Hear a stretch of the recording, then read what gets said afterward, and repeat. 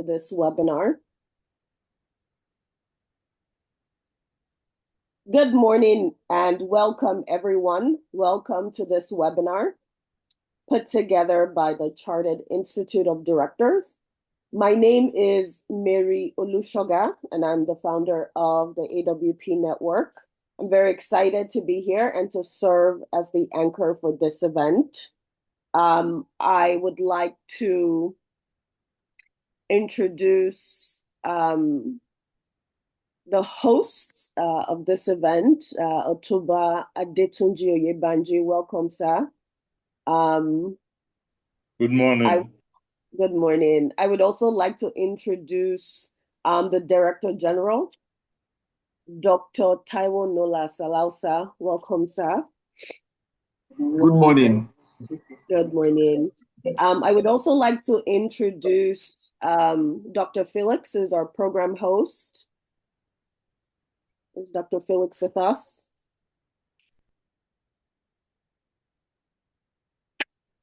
Okay, well, welcome once again to everyone for attending this webinar. This event promises to be definitely worth your time. And thank you all for joining us and for taking time out of your very busy day to be with us today. A few housekeeping rules.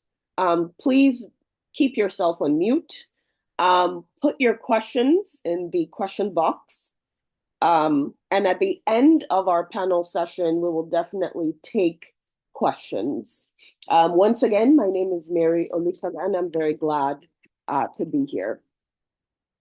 If you do have questions at the end of the panel session, please use the hand raise function on your computer or your phones, or you can also type in your questions in the chat box. Just a little bit about the Chartered Institute of Directors, CIoD.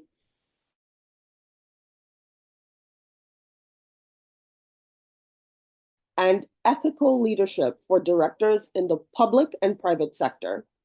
Once again, welcome everyone. And this promises to be a great time. I would also like to take this time to introduce Mudiaga, who is our coordinator and who has been very helpful throughout this event. At this time, Mudiaga, I think will be taking the icebreaker polls. Is that correct?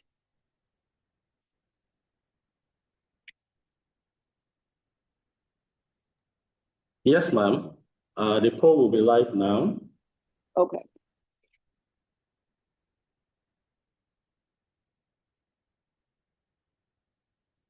Okay, so on your screen, there are 3 questions.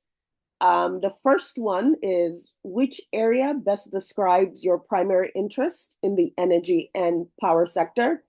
Please take your time to answer that. The second question is, in your view, what is the biggest constraint in achieving world-class energy and power supply in Nigeria? And then the final question is, over the next 10 years, which energy option should Nigeria prioritize most to ensure sustainability and reliability? Please take your time to answer those questions.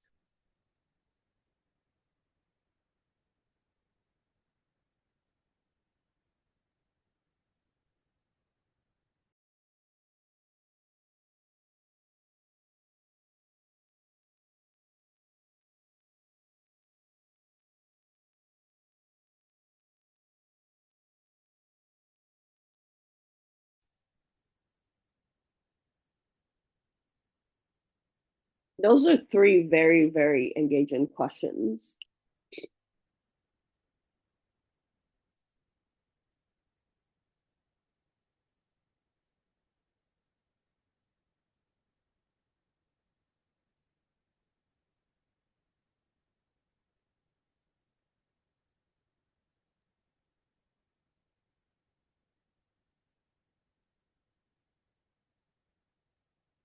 Okay, how are we all doing?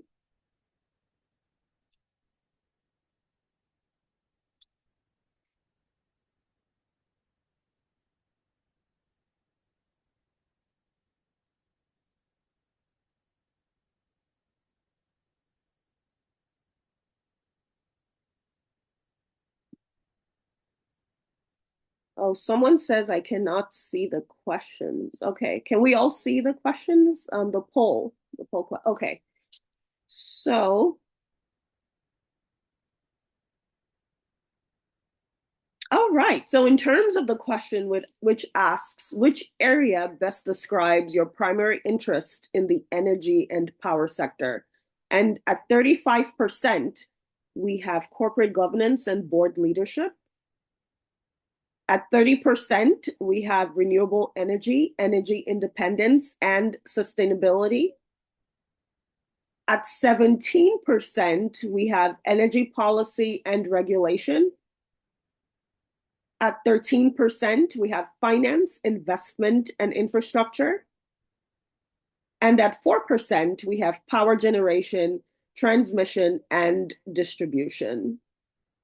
In the following question, in your view, what is the biggest constraint in achieving world-class energy and power supply in Nigeria? At 39%, we have weak governance and regulatory enforcement.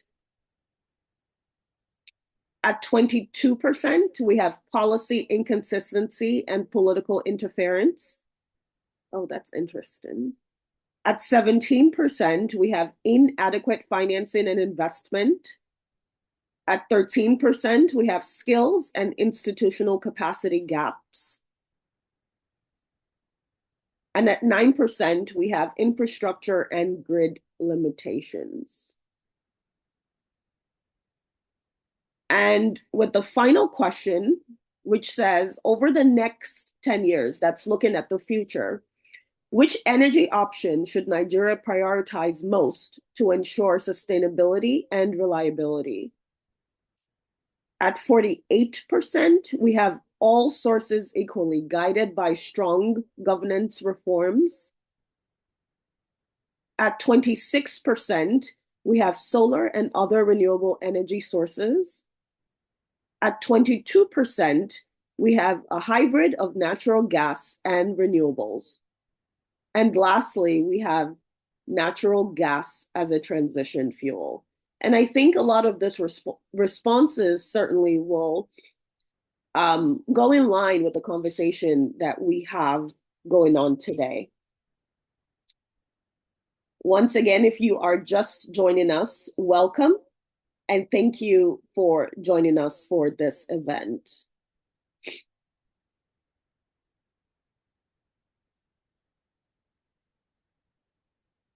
Without further ado, I would like to introduce the chief host. Please join me in giving a rousing round of applause using your emojis on your computer, on your phone, to welcome Chief Host Otumba Adetunji Oyebanji, FCIOD, who will give us the opening remarks. Thank you very much, Otumba Adetunji Oyebanji, for joining us today, and welcome. Good morning, Ms. Olushoga. It's a pleasure to be here. This is primarily my constituency, being somebody who has worked in the energy space for more than 45 years, particularly on the downstream side of the energy mix. So it's really a bit of a homecoming for me. I do have a speech that I've been mandated to read, so that I don't get into trouble. Let me go through that speech. But primarily, I did want to say thank you for inviting me to be part of this. And like I said, it's indeed some homecoming for me. So members of the Governing Council here present, our distinguished keynote speaker, Emeritus Professor Wumi Iledare, my good friend in the industry. We've shared many forums together, and he's somebody I consider to be an elder in the industry, and a source of deep knowledge about the energy space. Esteemed panelists and moderators, Chairman of the Power and Energy Sectorial Group, Dr. Felix Amie Ofori, MCIoD, a good friend, another good friend of mine, fellows and members of the Chartered Institute of Directors, Director General, Chartered Institute of Directors, Dr. Taiwo Nola Salausa, MCIoD, captains of industry, regulators, policymakers, industry leaders, ladies and gentlemen. Good morning and thank you for joining us. On behalf of the Governing Council and the entire membership of the Chartered Institute of Directors Nigeria, I'm pleased to welcome you to this advocacy webinar of our Power and Energy Sectoral Group. I commend the sectoral group ably led by the chairman, Dr. Felix Amie Ofori, MCIoD, for the thought leadership behind this engagement. I also would like to thank our distinguished keynote speaker, Professor Wumi Iledare, a distinguished emeritus professor of petroleum economics, panelists, moderators, and all participants for being part of this important conversation. Distinguished ladies and gentlemen, Nigeria's energy challenge is well known. Yet, what is often less discussed is that this challenge is not only technical, it is fundamentally a governance challenge. Energy is the fuel of economic growth. It drives industrialization, job creation, competitiveness, and social development. However, despite Nigeria's vast natural and renewable energy resources, millions of households and businesses still lack reliable power. This reality compels us to ask not just how much power we generate, but how we govern the systems that produce, finance, regulate, and distribute that power. This is why today's theme, Balancing the Energy Mix, Governance, Financing, and Sustainability, is very timely. From the Institute's perspective, governance sits at the heart of any sustainable solution. Strong boards, effective regulation, ethical leadership, and institutional accountability are essential to restoring confidence in the power sector. Where governance is weak, investments stall, policies fail, and infrastructure underperforms.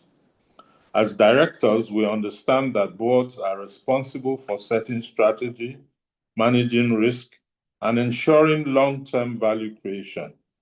In the power sector, this responsibility is even more critical. Boardroom decisions shape financing outcomes, regulatory compliance, and ultimately service delivery to citizens. Financing is another critical pillar. Nigeria's energy transition, whether through gas as a transition fuel, renewables, or hybrid solutions, will require significant and sustained investment. But capital will only flow where governance risks are properly managed. Investors look for transparency, consistency, and credible leadership. Governance, therefore, at every level of the value chain, is not a constraint to financing, it is its strongest enabler. Sustainability must also guide our choices. As the global energy landscape evolves, Nigeria must pursue a balanced energy mix that reflects our realities while aligning with global trends. This requires deliberate leadership that thinks beyond short-term gains and focuses on resilience, environmental responsibility, and intergenerational value. Ladies and gentlemen, the Chartered Institute of Directors Nigeria remains committed to promoting governance excellence across all sectors of the economy. Through advocacy, capacity building, and stakeholder engagement, we will continue to influence policy, strengthen boards, and contribute meaningfully to national development. This webinar is part of that commitment. It is a platform for honest dialogue, shared learning, and practical recommendations. I encourage all participants to engage actively, contribute thoughtfully, and reflect on how each of us, whether in the boardroom, in the public sector, or the investment community, can drive positive change in Nigeria's power sector. Let me conclude with this message. Nigeria's future energy adequacy is achievable only if strong governance leads the conversation. Sustainable financing supports the vision, and long-term sustainability anchors every decision. On this note, I am pleased to declare this advocacy webinar open and wish us all a productive and impactful session. Thank you very much. Thank you. Thank you very much, sir. Please use your emoji to give him a round of applause. Thank you. Thank you very much, sir. We would also like to welcome and introduce EJ Jidema, former president, who's here with us. Welcome, sir. Would also like to introduce and welcome Lamis Diko, second vice president. Welcome, sir. Okay, so at this time, I would like to introduce our panel session while we are waiting for our keynote. Before I introduce the panel session, also join me in welcoming Dr. Felix, who will also give a few remarks later on in the program. Are you all ready for the panel session? Please use your emojis to signify your readiness.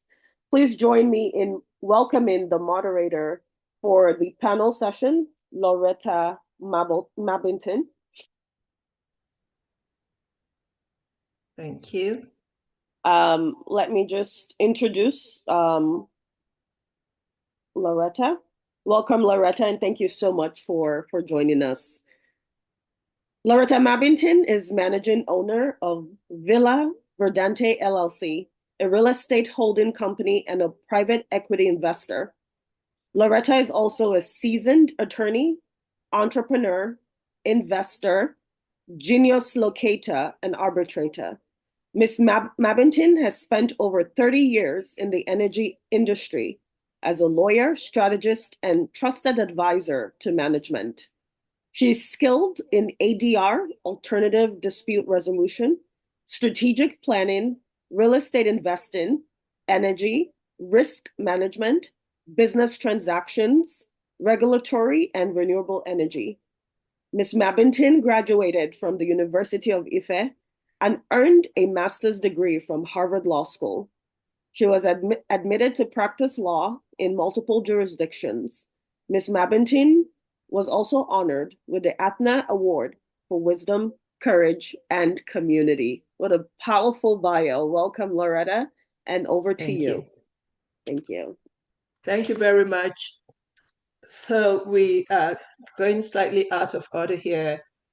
So we'll hear keynotes after the panel session. So just to tee up the conversation this morning, as the chairman of the CIoD just said, energy, power and energy powers, and no pun intended, powers our lives and our economies. No matter what industry you are in the energy business because we all use energy, we all need energy. Our topic today is balancing the energy mix through the lens of governance, financing, and sustainability in Nigeria's power sector. Broadly speaking, corporate governance in energy and power includes energy audits, renewable energy, stakeholder engagement, technology and compliance reporting. Financing of energy and power projects are typically capital intensive and challenging. Some challenges for us in Nigeria include high perceived investment risk, limited domestic financing capacity, and infrastructure constraints. Some define sustainability in terms of renewables, but the abundance of fossil fuel and the adoption by the oil and gas industry of sustainability practices that minimize environmental impacts enhance resource management, and meet societal expectations will also qualify. Our distinguished panelists will be discussing financing, sustainability, and governance of our energy mix and offer some strategies on the paths forward to achieving a world-class energy future that truly powers Nigeria and Nigerians in a fair, equitable, and sustainable manner. Please help me welcome our distinguished panelists, and I will introduce them one at a time. We have, and I'm going to put on my glasses, it's my age telling my eyes have been in use for a while. So Dr. Nechi Ezako is a distinguished governance, legal, and board leadership professional with over 35 years of cross-sector experience spanning consulting, financial services, manufacturing, real estate, not-for-profit, and energy. She is the founder and CEO of L Values Advisory, a leading legal and governance consultancy in Nigeria, and the managing director, CEO of Miracell Energy Limited, a solar energy company based in Rwanda. She also serves as partner, chairman of Elamo LP, supporting business sustainability through governance, compliance, and integrity. A lawyer, chartered secretary, board evaluator, ethics and compliance expert, and CEDR accredited mediator. Dr. Ezako is a fellow of the Chartered Institute of Directors, Nigeria, and the Chartered Governance Institute, UK. She previously served as Executive Director, CEO of CIoD Nigeria Center for Corporate Governance, and as Group Company Secretary, Legal Advisor of Finbank PLC. A seasoned trainer and policy contributor, she remains actively engaged in advancing corporate and public sector governance across Africa. She has participated in national policy developments like the FRC Public Sector Governance Code, the Nigerian Universities Commission's Corporate Governance Code for Private Universities, and the Nigerian Communications Commission's Telecom Code of Corporate Governance. I hold your applause, and I will introduce all three panelists, and then we will welcome them robustly. My next panelist is Dr. George Oluwande.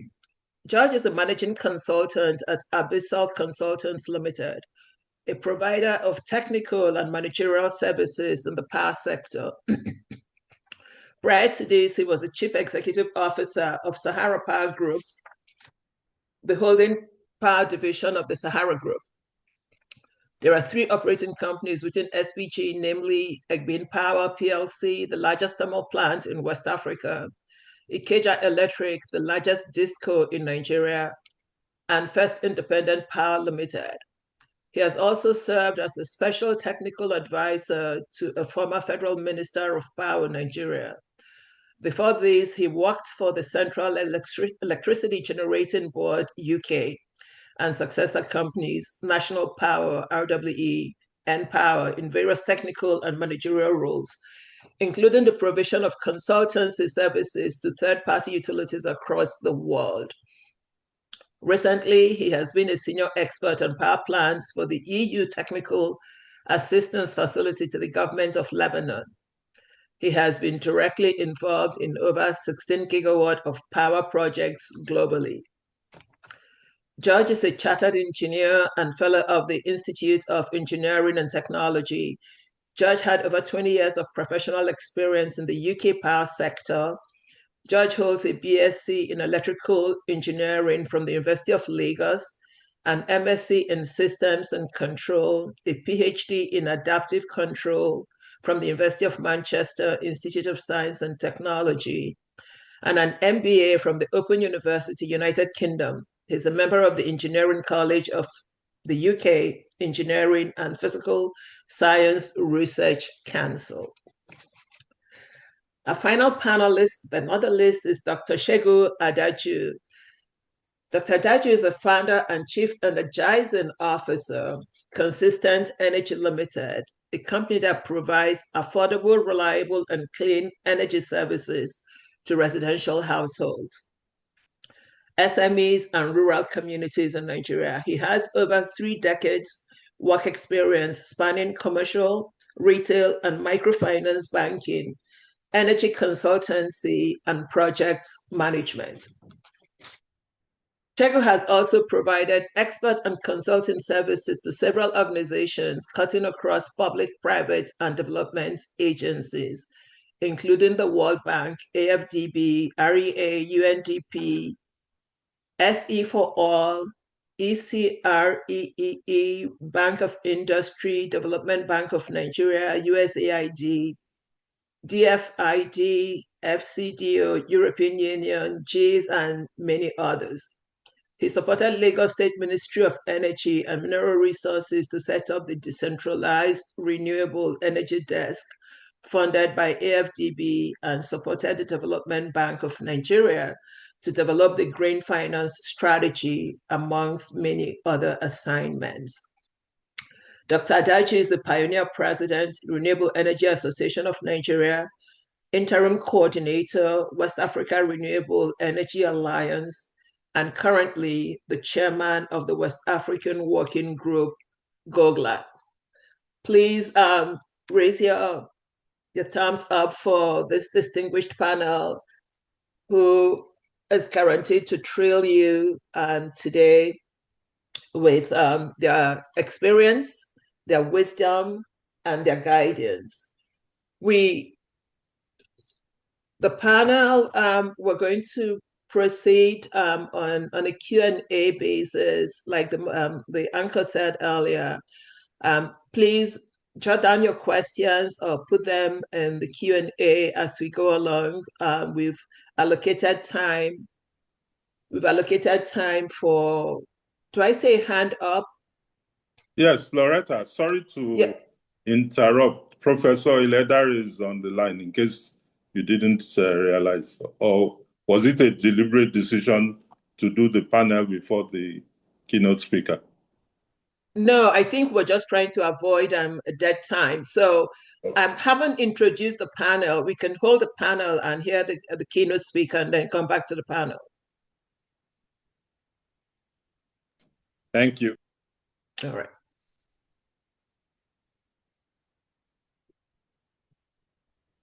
Thank you, and thank you very much, Professor Iledari, for joining us today. And thank you, Loretta, as well, for the warm introduction.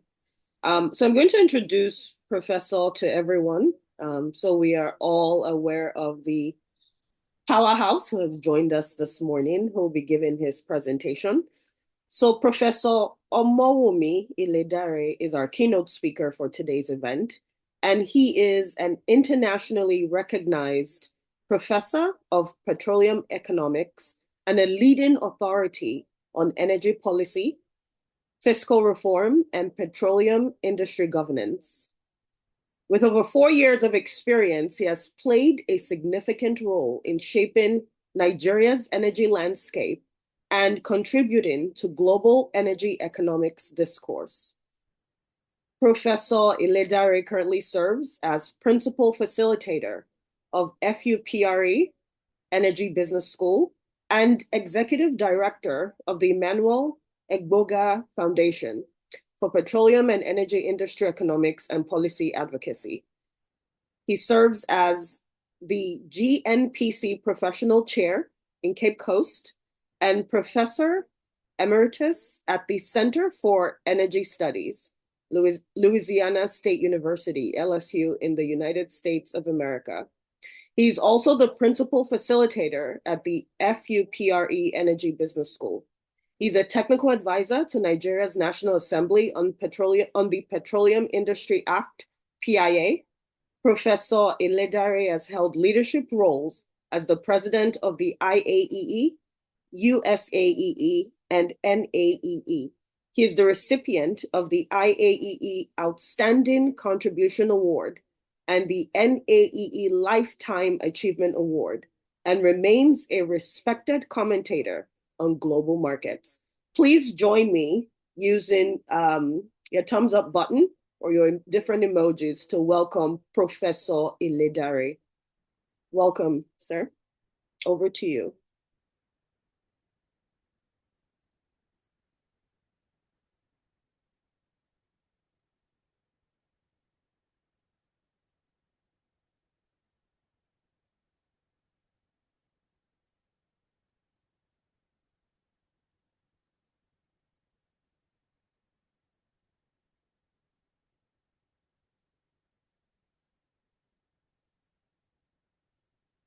Is Professor still on there?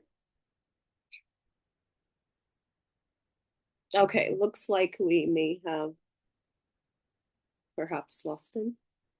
Can everyone still hear me? Yes. Oh, okay, perfect. Okay, so it looks like we may have just lost him. Perhaps due to internet connection or so. Okay, so we'll just wait for his return. I think he had a presentation that he was ready to start. So upon his return,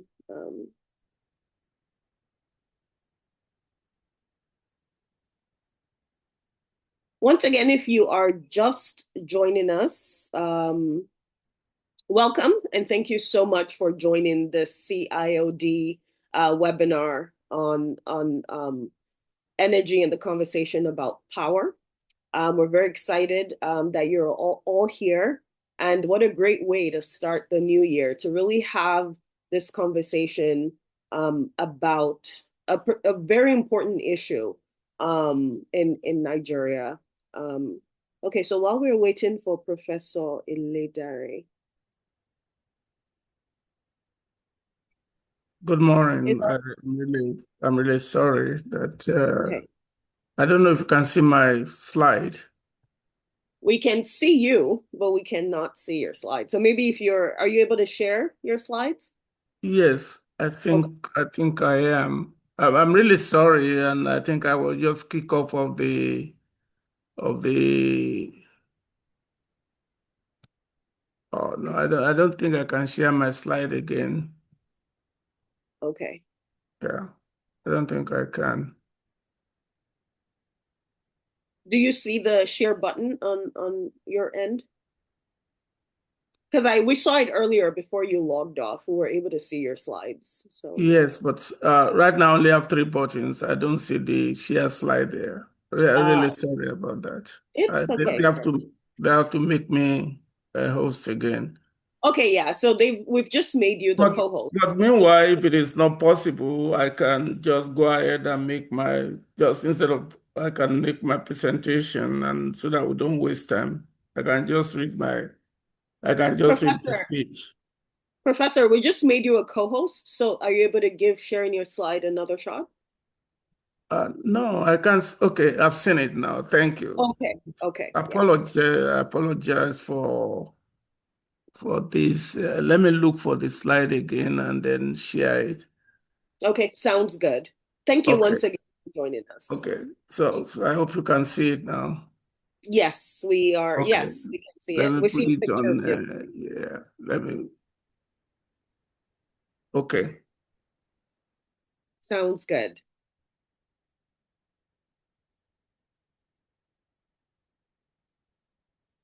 If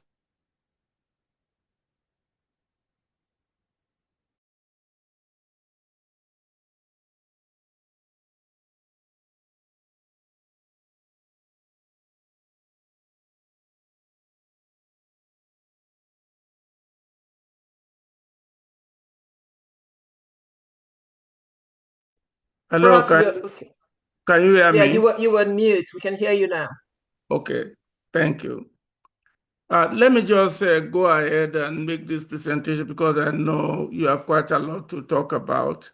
My presentation really is going to use the experience in the oil and gas industry to see how we can do some things to the power industry because energy is life. And if you don't have access to energy and energy is not adaptable and energy is not available and it's not sustainable, economic growth is badly affected. So I don't know, my slide is not moving, so I don't know. But let me just read my speech so that we can continue. I think the system is just not cooperating. But so the Nigerian power sector debate is too often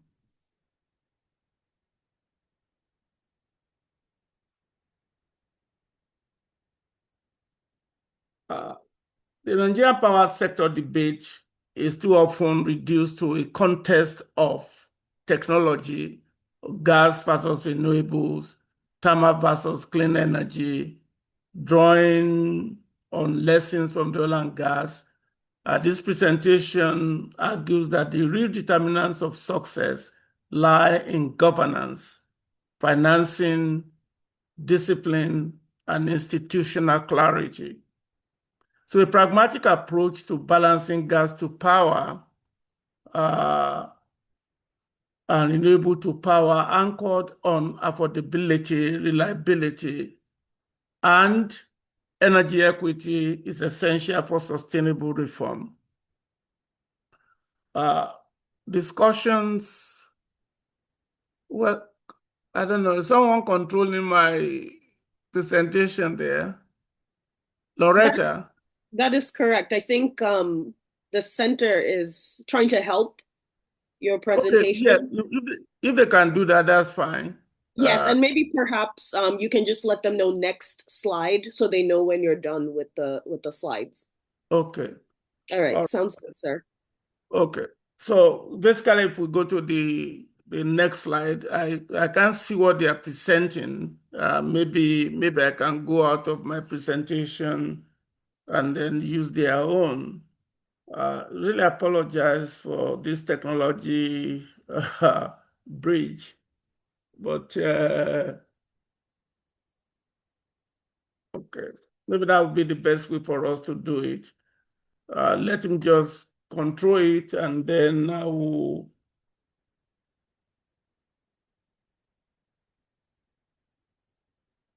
Okay. So again, we are looking at the context and framing. That is slide number 3. The challenge of the power sector in Nigeria, in my opinion, is more institutional than technical. I've never believed that Nigerians are incapable of managing the energy sector. When it comes to the capacity, I don't think there's any country really in the world that can boast in terms of technical competence than Nigeria. Honestly, even the United States even understand that because we have so many Nigerians here in the United States that are involved. So we must then not think in terms of, when we're talking about energy mix, we must not just think it's a concept of technology preferences. And that's why I like this title of the meeting, which has to do with energy mix. So we can learn from the oil and gas sector, critical lessons that has bedeviled us. So I want to say it again that the government matters when it comes to power sector. Even in the United States, you can see that the government embedded itself into making sure that there's what we call social welfare maximization, where you have to think in terms of the consumer surplus from the consumer point of view and producer surplus. So the biggest challenge that we have, and then you can see the survey that we have, in my opinion, is weak institutions, which has actually undermined the sector performance. But those are the past. How can we move forward? Again, you also have blood roles, which actually create what I call inefficiency and uncertainty. And whenever you have uncertainty in decision making, then you are going to have what we call the likelihood of failure being exacerbated. So if you look at the power sector today, it mirrors what we saw before we have the Petroleum Industry Act in the oil and gas industry. Nearly about the same challenge. Next slide, please. We are now on governance lessons from the oil and gas sector. Governance lesson, that's slide number 5. So what can we learn on how to govern the oil and gas sector? How to govern the power sector from the oil and gas sector? If you look at the Petroleum Industry Act, there's a clear separation of roles. Policy institution is different from regulatory institutions and is different from the commercial operations. So you have policy in Nigeria now for the oil and gas sector. We have upstream petroleum commission, downstream and midstream authority. We need to think about that. And when it comes to the commercial operation, you have the Nigerian National Petroleum Corporation. And each of them has a board of directors that will develop the policy for their institution. And then you have the policy institution, which to me is the Minister of Petroleum Resources. The minister is only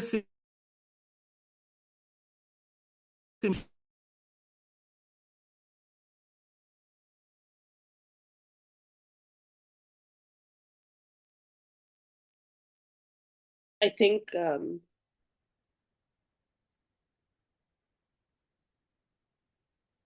I think we may have lost Professor Ileda. I can hear you. Oh, okay, perfect. So again, what you learn is the predictability, which is going to be what's going to build investors' confidence.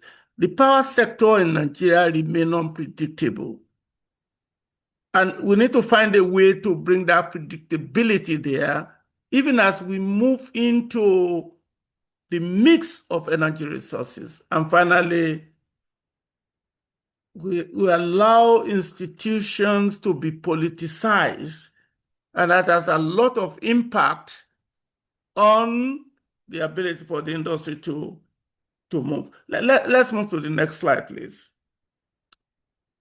So what are the gaps that we need to begin to address in the power sector? One, regulatory independence under pressure. You have Nigerian Electric Regulatory Commission, you have Nigerian energy industry system. You create what I call overlap in the governance of the sector. And as a result of that, there's going to be tendency to have regulatory capture, which then means the people that you are regulating tend to be the one to finance the regulator. I used to give the example of the role of government in terms of comparing them to a soccer game. There's no preference. You have players, you have spectators, and you have the referee. And you can see what speculation you even had with respect to having a Ghanaian to referee Nigeria-Morocco game. That tells you the referee must be above board in terms of integrity. And then, of course, contract sanctity must not be compromised. I talk about conviction, compassion, and compromise. They are trilemma. Your conviction must be guided by compassion, even in business. And that's why you have the 4 E-quad that must be applied to the power sector. You have efficiency, effectiveness, equity, and ethics. And you cannot be efficient and not ethical. Neither can you be effective and not fair. And all of these are very important. Next slide, please. So that's governance. Now let's look at financing reality check. You are talking about bankable projects. If you generate power and you cannot measure what you are giving to consumer, how are you going to be able to get anything to take to the bank? Unless you are unfair. So we need to find a way to think in terms of that, even as we move towards energy mix. Capital flow. it is important to have cash flow. The investors will go to where they can get cash. Thereby, they can get return on their investment.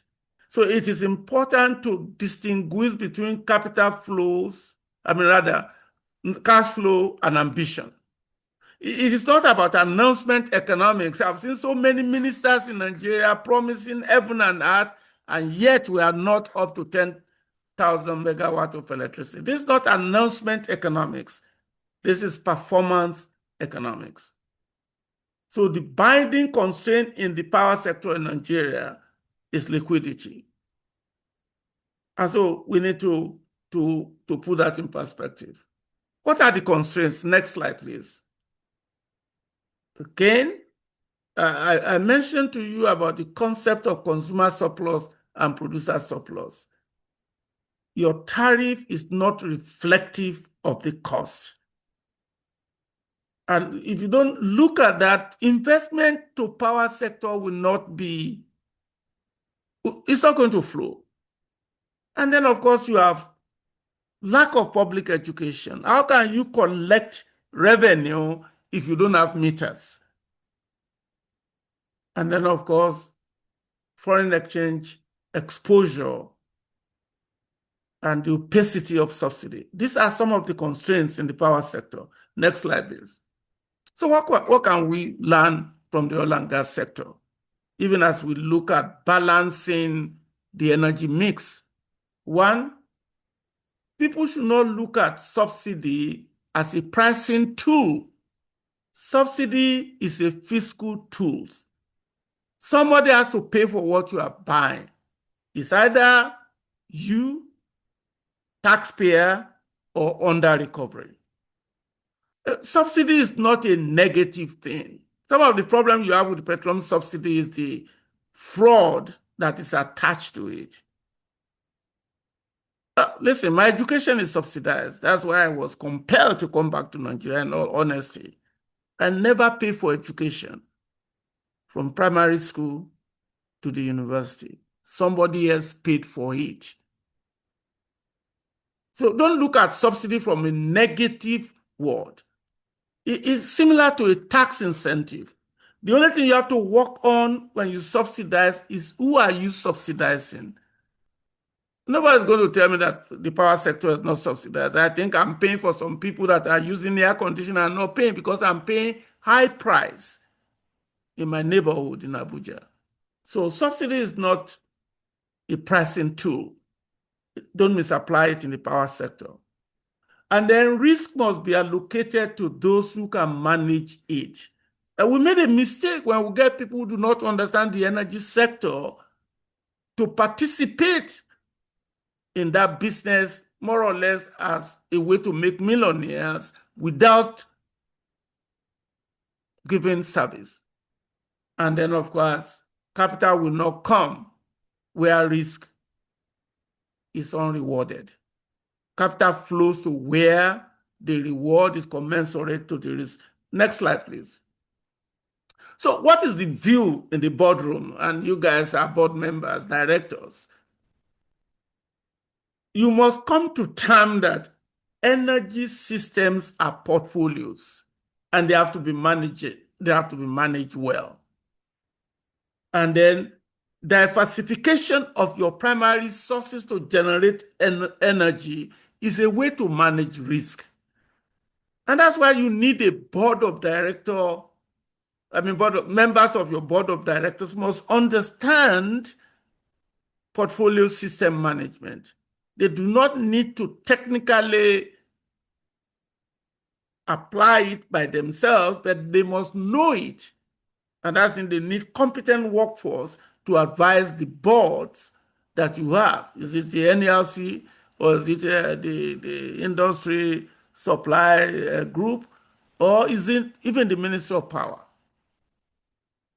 Second, you cannot put all the sources of power in just one primary energy category. For many years, it's all about Kenji Dam. That's not the way to go forward. And you have renewable as the driver alone is not good either. So that's where the concept of energy mix come in, diversification of primary energy sources for power generation. It's an optimization issue. What quantity of renewable do I need? What quantity of gas? What quantity of oil do I need? And sequencing also matters. Next slide, please. The wrong question when you are talking about energy mix. It's not about gas versus renewable. Gas versus renewable is a false dichotomy. They come together. They are complementary. We have to be. And energy transition is not about replacement. It is about additive. And then when you are making your choices, reliability is key. And I call it the quad A. You are going to see it in a minute. And I'm looking at my time because I want us to be able to have enough time. Please don't hesitate to let me know when my time is off. Listen, you cannot, it's more or less what I call a quadrella. Availability, accessibility, affordability, and adaptability. Renewable has existed for ages, but the technology to make it affordable is just emerging. So the question is not one or the other. And so that's next slide, please. So if we then agree that's about logic and system choices, we have to agree together that portfolio logic is the driver of the energy mix. How can I put all the primary energy sources together to optimize my delivery of power to grow my economy and improve social welfare of my citizens? Yes, there will be competing participants, like my friend who has done extremely well, the former president of Renewable Association, promoting renewable. But it's not about replacing fossil fuel so that renewable may dominate. No, it's what we call economics is the study of how choices are made to maximize a defined objective, paying attention to the constraints. Next, we will examine how gas to power and renewable to power perform within that mix. And then we are going to look at governance, financing, and system reliability. So if we agree on portfolio logic for Nigeria energy mix, the next question is how each component actually performs in practice. That's slide number 12 now. How they perform in practice, commercially, institutionally, and system-wide. We can't think in silos. And that's where the concept of energy mix strategy, I've been talking about it for many years. So what is the pragmatic energy mix? The pragmatic energy mix strategy for Nigeria. You have gas for baseload and grid stability. You have renewables for access and diversification. And you have hydro with climate risk awareness. So these are three principal energy steps we can take. Of course, where the capital flows will depend on the reward. Next slide, please. So gas to power anchors baseload and grid stability. And we must decide where do we put the power plant. We have to also strategically think, do we move the electrons or do we move the gas? I mean, when you deal with some of these issues, their sentiment is in the background. It's about economics. It's value added. It's value created. And when value is not added and value is not created, investment will not flow there. And that's how the government gets into trouble, ending up carrying projects that they should not have started. They are not thinking in terms of the essence. and the rationale for the strategy. They are not debating it. Most of the time, they allow sentiment to be the driver and prosperity instead of posterity. Listen, the proof reserve that we have, which actually by definition says there's a 90% chance we are not going to produce anything less than what we have estimated, about 207, 210 proof reserve. But we must realize they are stranded. Stranded because of infrastructure deficit, stranded because of finance, and stranded because of market location. And that's where the government has so many good policy when it comes to gas to power. That's why I was taken aback, and I don't want to be partisan or sentimental now, when the only thing we're now emphasizing is CNG for transportation. In Benin City, they've been using CNG for years. Instead of going to look at the gas policy that was anchored on gas to power, net export value, and industrialization. So gas plants offer dispatchability or match by intermittent sources. That's the difference between renewable and natural gas as your source of power. Stability. And then critical bridge between energy poverty and energy transition. That's what we have. Next slide, please. That's what we have. Let me move quickly, please. Can you hear me, please? Next slide. Okay. So basically, then you have,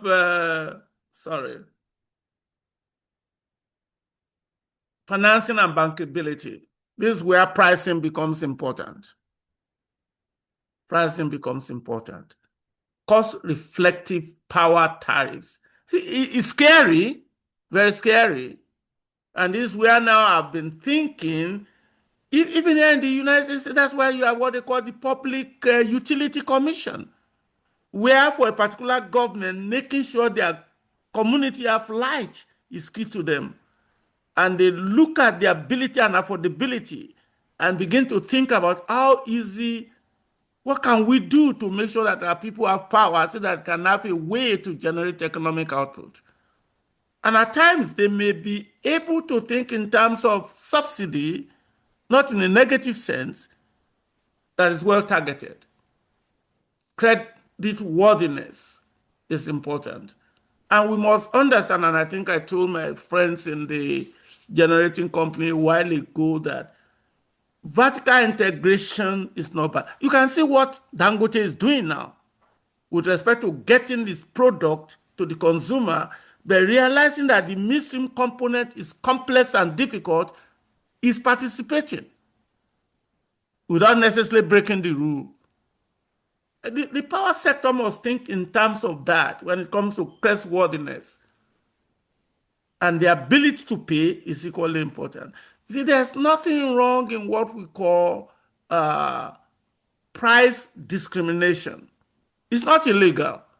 It's an economic tool because of what we call the responsiveness of consumers to price change.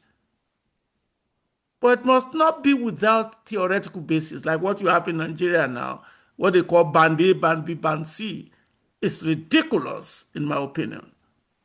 Doesn't make economic sense, and there's even no economic theory to back it up. I look at it as a reactive way to solve a perpetual problem. You must move away from sentiment when making business decisions, especially a commodity that's highly required. So ability to pay is very important. Now let's look at renewable to power. The beauty of renewable is expansion of access. Where it becomes impossible, impossible to get power to by the grid. Again, I remember my hometown where they gave us rural electrification some 40, 50 years ago, and everybody was not happy because they did not get power from the grid. And today they are in darkness. And this is where renewable is an important component, but it's a mix, it's not a replacement. Is complementary to other energy sources. So, and it's very helpful to be able to help us to decentralize. So there's a commendation to the government for finally decentralizing power. But we must be careful so as not to create the type of mini NEPA across 36 states. The government must be careful. And then, of course, the key word is complement. Renewable energy is complementary to natural gas. Natural gas is complementary to renewable energy. Let's work together to see how best we can optimize using these three primary sources: hydro, solar, and gas. Next slide, please. Again, everything is about financing. So there must be a flexibility and balancing of your capacity. I think California experienced that when they wanted to move that quickly several years ago. The same thing with Texas. Let's be mindful of intermittency. Bankability will depend on grid readiness, and that's why these mini grids are very important. Don't let us be afraid of decentralization. We've over-concentrated too many things in Nigeria, and at the end, we are becoming worse off.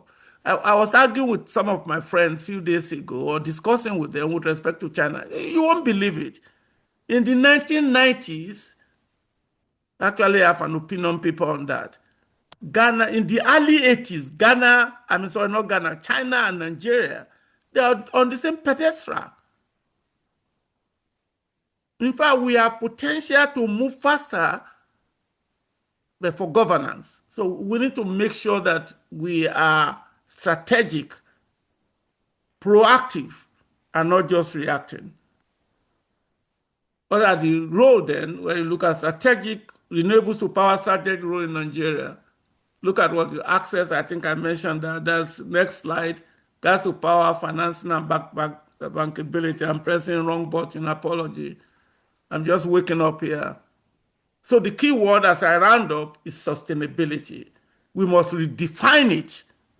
We must just not look at sustainability from a climate point of view. You must think in terms of economic and social life sustainability. You must also think in terms of reliable, affordable power. I was telling a friend of mine, don't mind me, I'm an intellectual, so at times I jab when I have opportunities like this. A friend of mine was telling me that the salary of a professor cannot even, if you use your salary to buy a ticket to come to Abuja from Port Harcourt and go back, you won't have money for your taxi to take from the airport. So you have to think in terms of reliability and affordability of power. I used to tell people that as a professor, I probably cannot live in the apartment that I'm living in Abuja with my salary. We need to think about these with respect to sustainability, even in the power sector. Because the middle class is the one that consumes energy to improve their social welfare, but if they are not paid, the power sector will continue to struggle. You must build your middle class. So sustainability is not just about climate change. It's about social welfare and economic welfare. Thank you. Now I see your face, I need to round up. So another thing is energy poverty.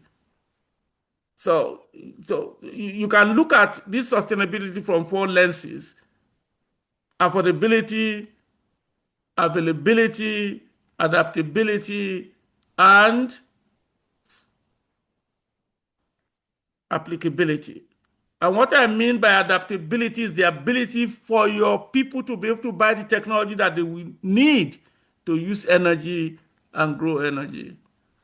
So when you talk about energy transition, please, for Nigeria, it's about job expansion, it's about industrial growth, it's about energy equity, and it's about energy access. And you must think in terms of governance clarity. You must look at financial realism, and you must think in terms of pragmatic energy choices. Please, my friend, as we talk about governance, I'm surprised that the Energy Commission of Nigeria is in the Ministry of Science and Technology. That's a misalignment of governance. We need to begin to think about certain provisions of the law and follow them if we want to be able to do this. What are the key takeaways as a roundup? Power sector success depends on institutions. So we must move away from empowering personality and empower institution. It requires financial discipline. If we are not disciplined financially, then sustainability will be difficult. And it's not about ideology, my friends. This energy mix and my panelists, it's not about your idea of environmental. No, it's about social welfare optimization. And if renewable is what's going to drive it, so be it. So it's not about carbon emission, and it's not about energy reduction. It's about optimizing your investment. I want to thank you. Sorry about this technology wahala. I hope I've not taken too much of your time. So again, I appreciate your invitation, and the presentation is already made available. You can put it on your website. Thank you. Thank you. Thank you. Thank you very much, sir. Thank you very much. That was a very explanatory presentation about what's going on in Nigeria's power sector. Right now, at this moment, I'm going to hand it over to Ms. Loretta Mabington to continue on with the panel session. And I think it flows right in because we've heard the keynote speaker.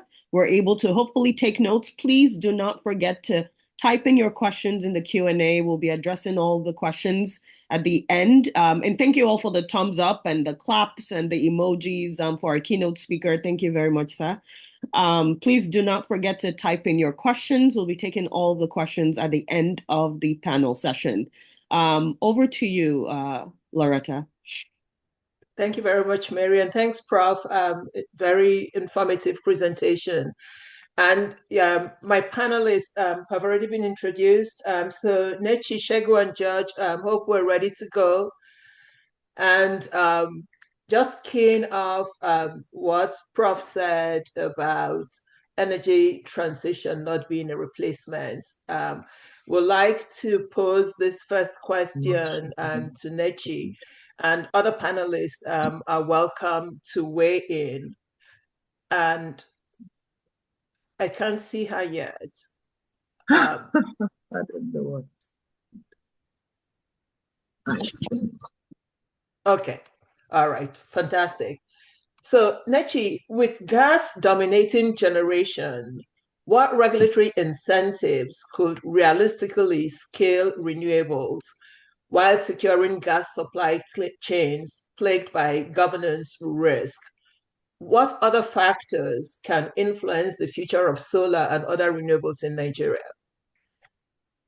Thank you so much for that question, Loretta. And thanks to Prof. That was really an incredible speech. And so much to learn and to take away from that. Historically, obviously, gas and hydro have been our pathway to energy, especially in the Nigerian context.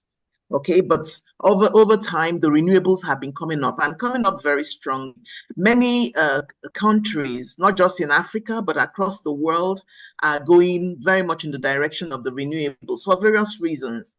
And then specifically, solar seems to also have an upper hand in that. And if you looked at the survey that we did, you saw that again playing the survey that Mary ran this morning. You saw that again playing, coming up very, very strongly. But a critical thing which Prof said is something that I agree with totally. And it's that it's not about replacement. It's really, really about complementing. And so we need to look at the synergistic opportunities. There's a kind of synergy. And of course, when you have synergies, there's a lot more potential in that area. So what factors for solar and how does regulation help? Regulation helps with policy. In the solar industry, I think that's what has been.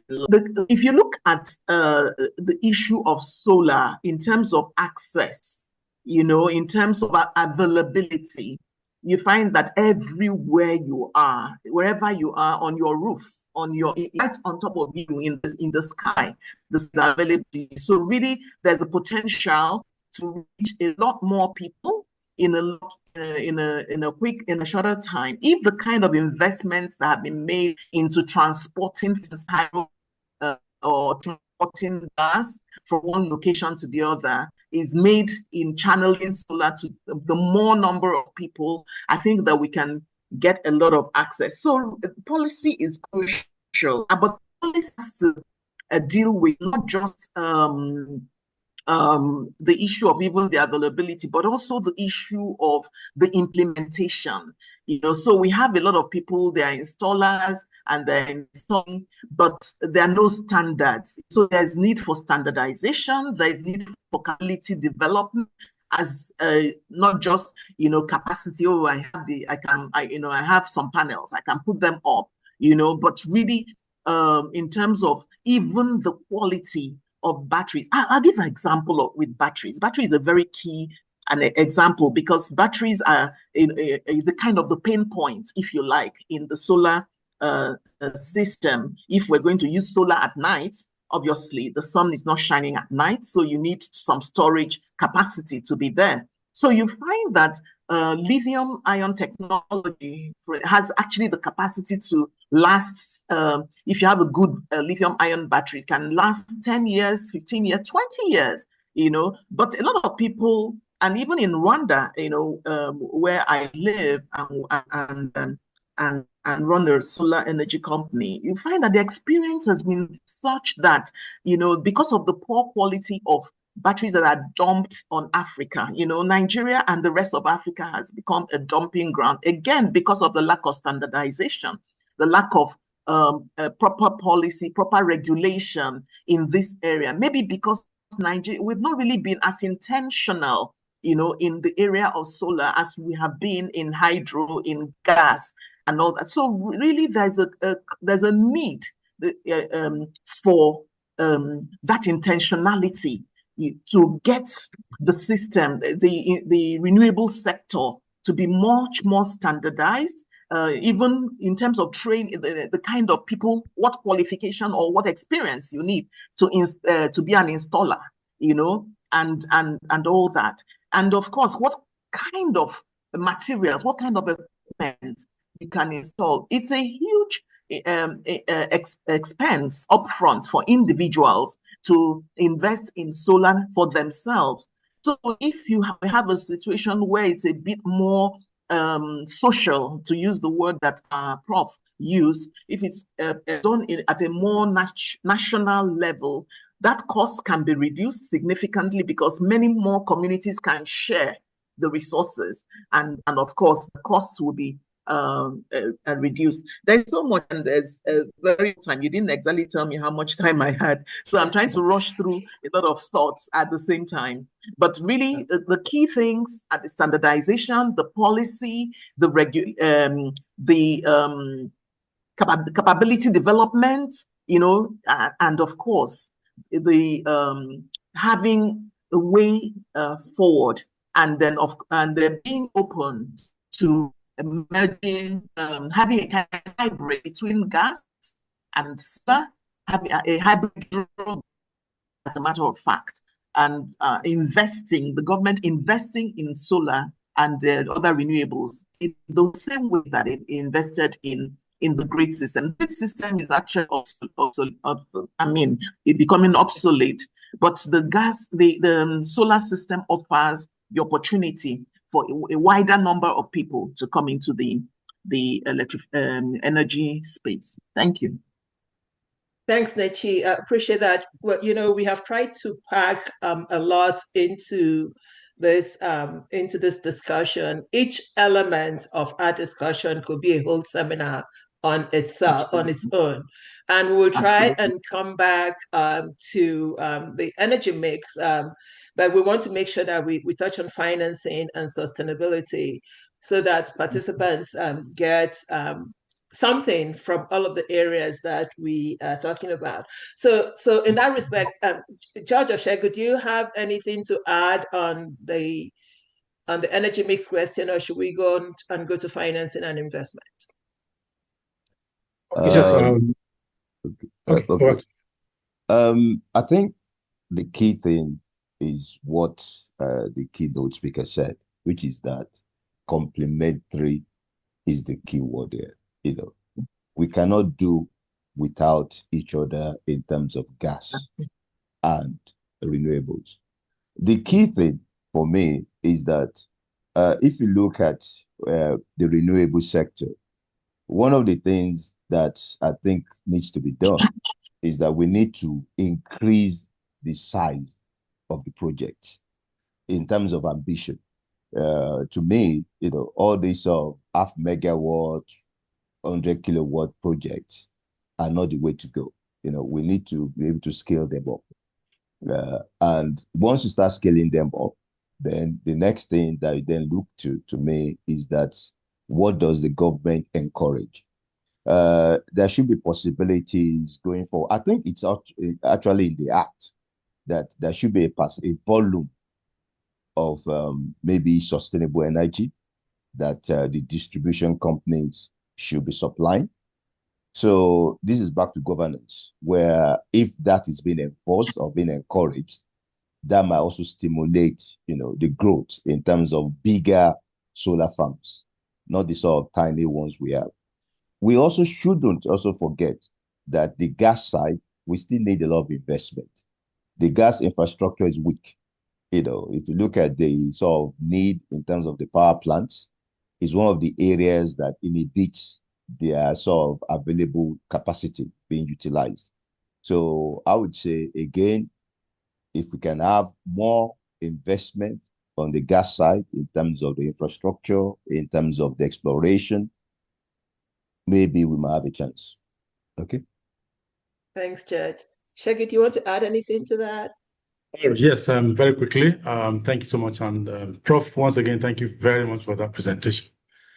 So my own add-on will be basically around, how can we influence, the future of this, energy mix? One, gas, definitely. I keep saying, even to my colleagues in the sector, that gas and renewables is the present and future of energy in Nigeria. Gas, we have this in excessive reserve. So we need to deploy them adequately. And like Prof also mentioned, renewables to me has that very strong capacity of creating access, particularly in places and regions where, if you are aware, almost 40 or 45% of Nigerians are not connected to the grid. So that's where renewables comes in to play very strongly. Because even if you increase gas accessibility and connect to the grid, almost half of Nigeria will still not have this access, and renewables come to play. I also want to also encourage government to play very strongly in terms of gas infrastructure. For example, a very punchy one: how can we enforce zero routine flaring by year 2030? Okay, it might be a thought for all of us. And finally, for renewables, just like George mentioned, we need to see large plants. I know there are about 14 thereabouts of IPPs that have been licensed for almost a decade that they have not even, some of them have not achieved financial close. So how can we have bankable power purchase agreements with adequate remuneration and also government-backed partial risk guarantees that will encourage these investors to generate large power and connect to the grid, and then we have that mix that is very strong to create energy access for Nigerians. That would be my quick addition here. Over to you. All right. Thank you very much. And this really actually dovetails nicely into the financing question. And Judge, I would like you to start off.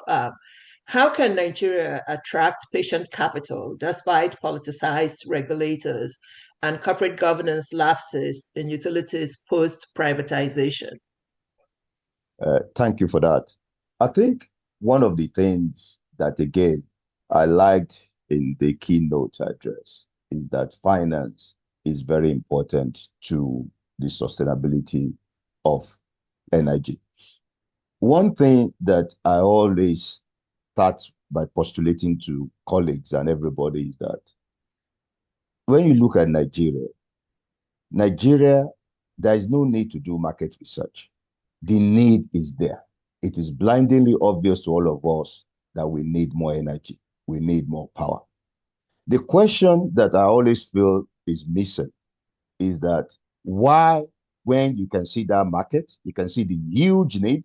We only have about 5,000 generation daily for a population of, I don't believe in 200 and whatever, but I would say probably 150, 160 million plus.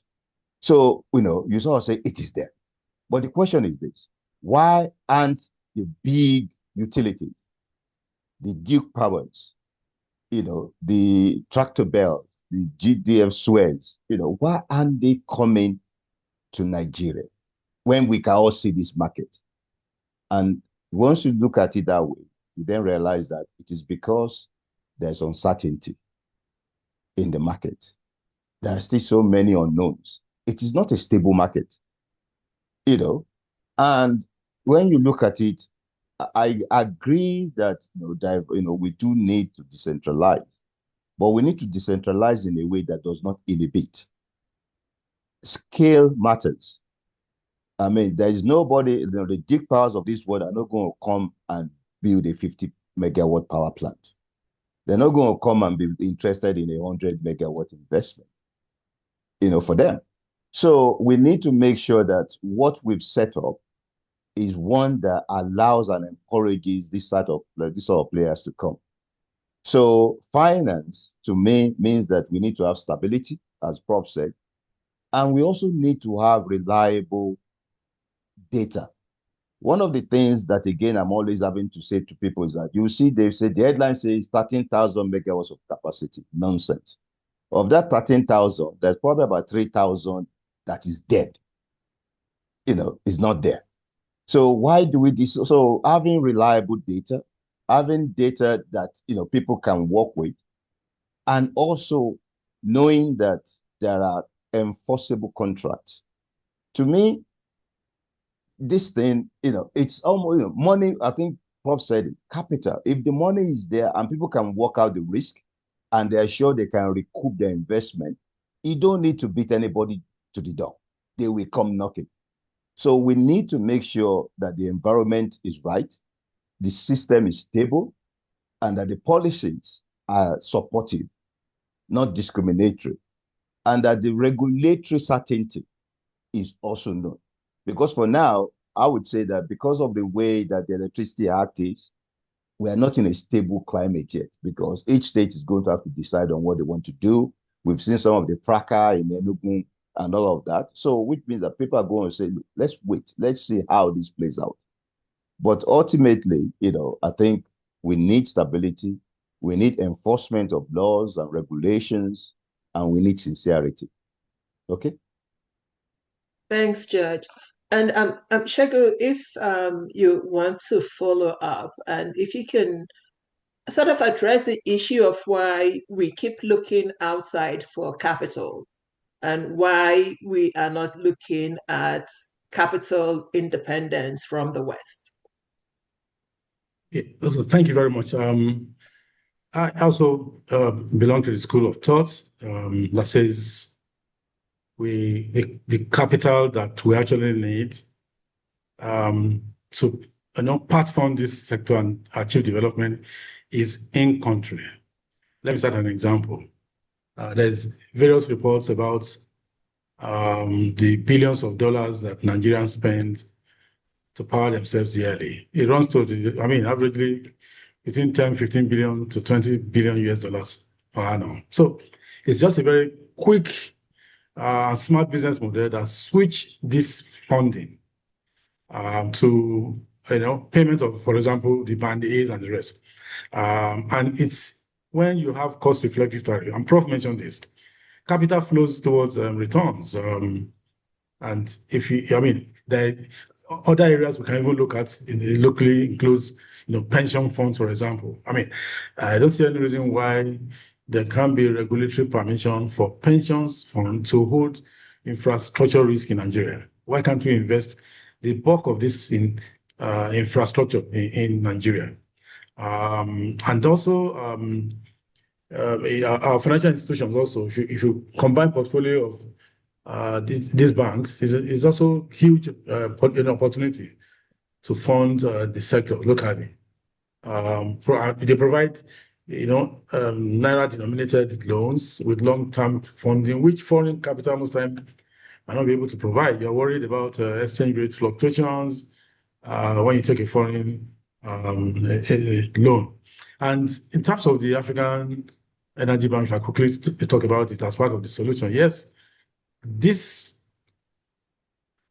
platform will be valuable if it is allowed to be commercially governed. So governance comes in here, has independent board with investment committees that looks at requests, and then with an arm's length from politics. That's only guarantee that the African Energy Bank, which is also a local, a homegrown funding framework, can really add on to financing projects in this sector. And then finally, having bankable projects. We need to have much more bankable projects. Prof also talked about this, and that would be my intervention on this. Over to you. Thank you. Judge, Can I it looks just like add? you have Yeah. something to add. Yes. I think the reality is this. I agree that, it's just like we say energy mix. I think funding of the sector is also both international and homegrown. Because the need of the sector is probably something like $4-5 billion annually. That's the sort of need. Now, the African Energy Bank, I looked at it. It is probably one of the sources of funds, but it's capitalized at $5 billion, if I'm not mistaken. So that's for to start. So that's for the whole of Africa. So when you look at it, if we in Nigeria are looking at $4-5 billion a year to push us forward, they cannot be the answer to all of it. So that's why I'm saying that, it has to be a combination. But for this to even be pushed forward, there must be sanctity of contracts. The projects themselves must also be bankable, as Segun said, not sentimental. Because one of the problems we've had to date, and I think it's also been mentioned by the keynote, Prof, is that we need to look at these things really from a commercial point of view. Decisions and policies should not be sentimental, should not have any of that in it. It should really be, I always say to people, because this is a quote from the Ghana Minister of Power, when Ghana improved the power sector. And I think he came to Nigeria and they said, what was the secret? And he said, what they learned was that power and politics don't mix. And I think it's a very good quote. Thank you. Yeah, I like that quote too. Nechi, you want to add anything to that finance?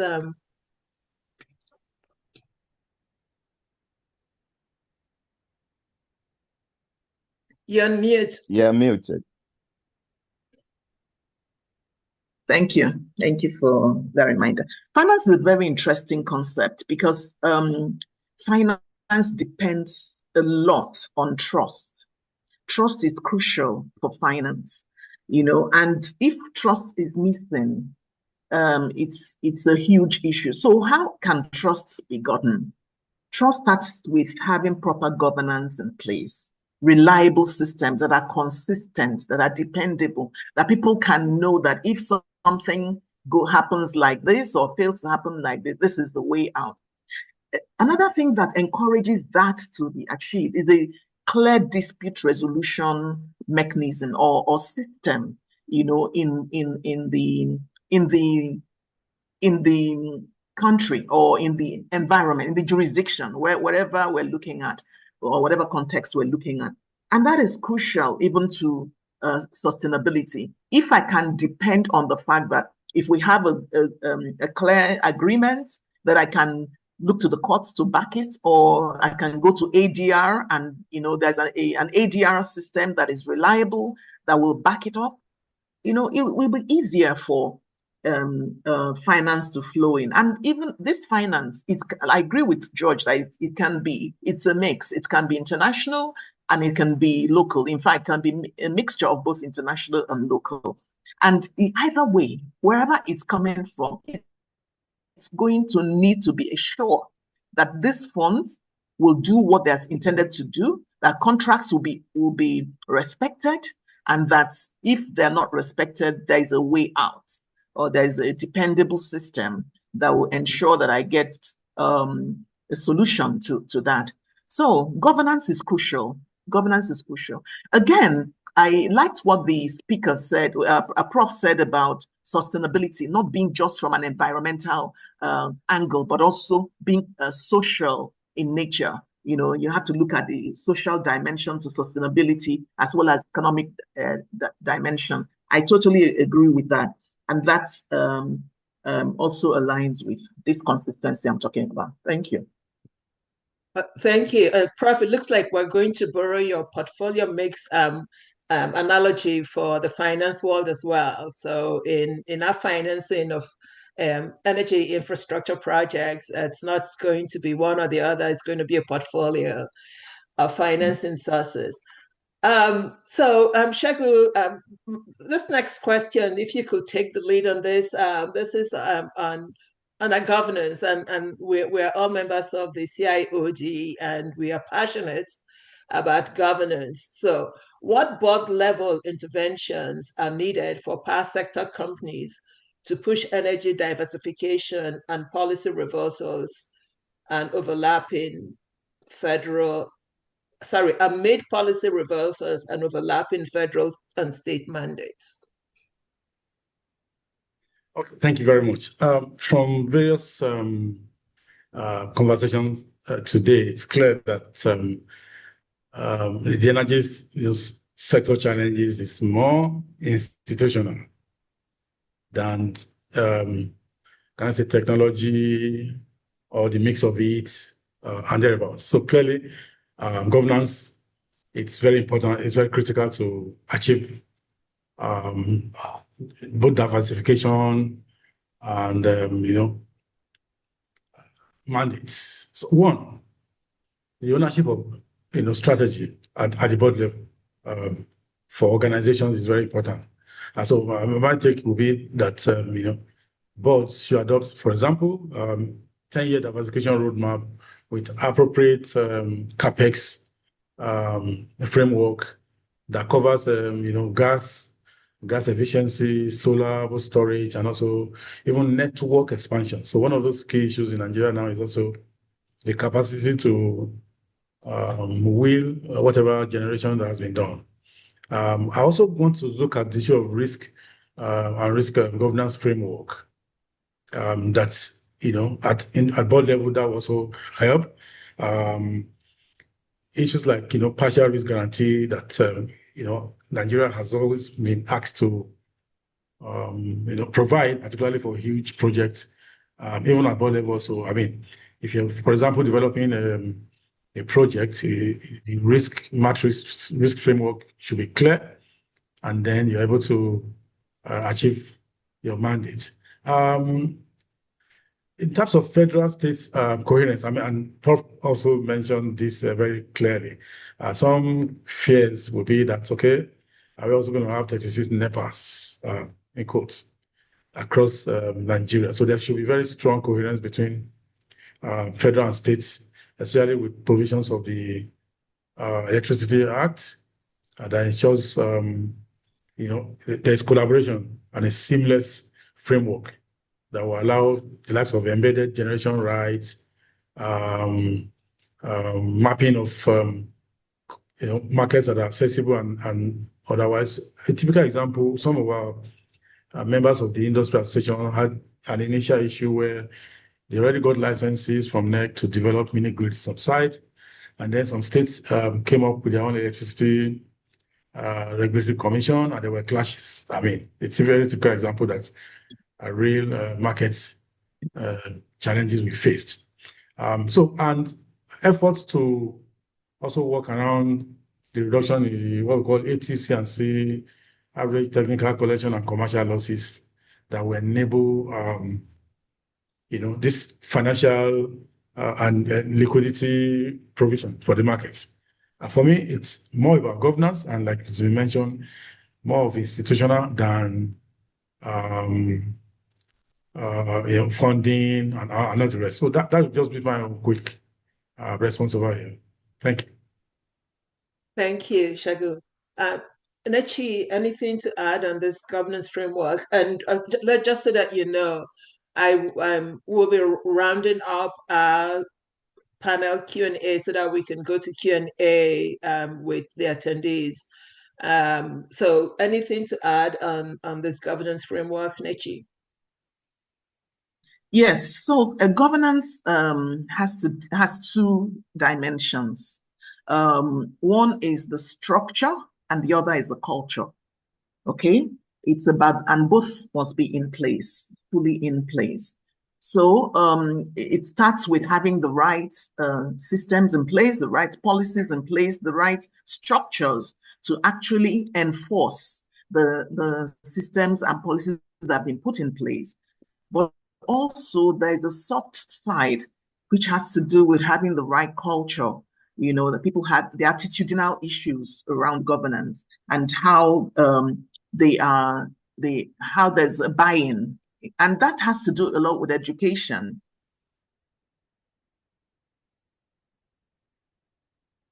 Okay, and that education has to go across board, whether it's in terms of the capacity of the technical people or it's in terms of the understanding of the why that the other people, you know, the general populace has.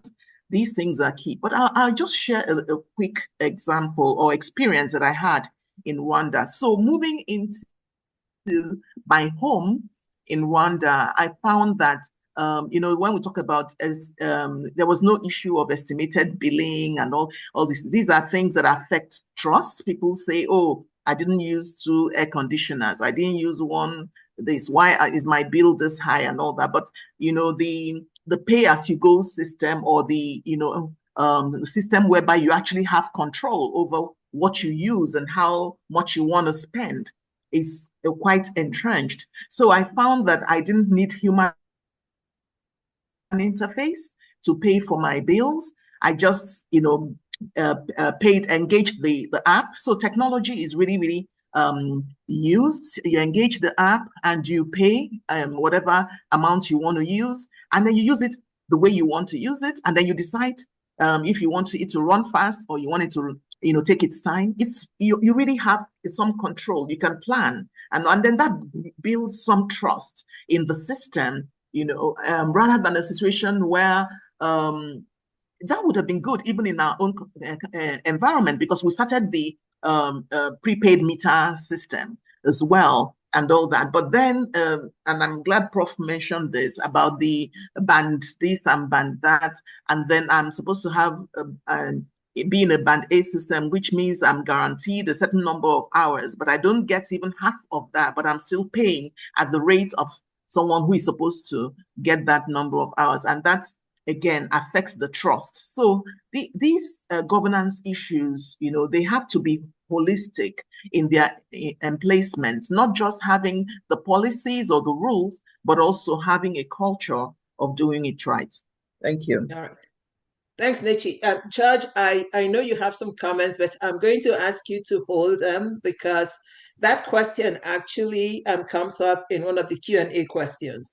So you will have ample opportunity to answer, to provide feedback.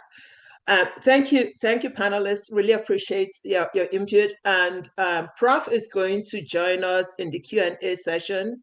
So if you have a question for Prof, you have a question for any of the panelists, it's time to raise your hand. I can see that we have a couple of questions in the Q&A, and I'm going to put on my glasses so I can actually read, and I'm going to lean in, forgive me. Okay, so Loretta, we have... at this time, we just want to recognize Alhaji Tijani Borodo, immediate past president of CIoD. So welcome, Alhaji Tijani. Welcome, sir. Okay. Please go ahead. Thank you. Our first question is from Callista. And so her question is, currently, one cannot afford the price of electricity in Nigeria, yet we still do not have lights. So increase in tariff price did not solve the problem. So what will solve the problem? And should the high tariff price still be maintained? Who wants to take the first shot at addressing this multi-part questions?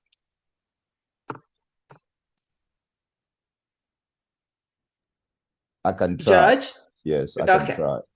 Okay. I think, again, this is something that colleagues of mine who are familiar with me will tell you I am consistent in. The reality is that if we go for what is called cost-reflective tariff, not many people can do 24/7 electricity on the basis of that. But I don't necessarily believe that where we are now, people are really angling for 24/7. What they want is reliable power, first of all. If you're giving me 4 hours a day, give me 4 hours a day regularly that I know I will get. So that's the start. But if you're not going to give me that, then I think, as Inechi said, let me trust even what you are giving me in terms of what I pay for it. But that is the starting point, that we need to accept the fact that we are not yet at the stage where everybody can pay for 24/7 electricity. The example I give is that even most people who have generators in their houses, how many of them run it 24 hours a day? Most don't. Because again, they cannot afford it. So what they do is that they discipline themselves. I mean, my dad, he tells me in the morning, 6 o'clock, by 9 a.m., it's off. He puts it on again, maybe about 6 p.m. By 10 p.m., it's off. In between, no matter what, he's not putting that gen on because he says that's what he can afford.